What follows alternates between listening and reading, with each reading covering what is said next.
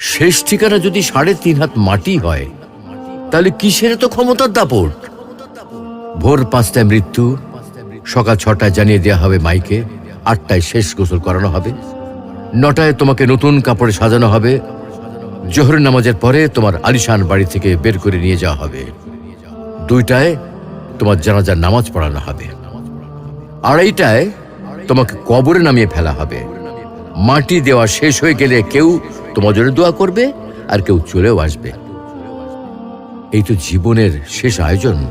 তো কিসের তো অহংকার, কিসের তো ক্ষমতার দাপট? হ্যাঁ, ক্ষমতা কারোর জন্য চিরস্থায়ী নয়।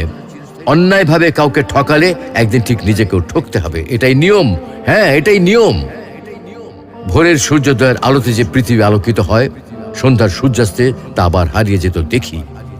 অসত্য দিয়ে সত্যকে কখনো ঢেকে রাখা যায় না। প্রকৃতি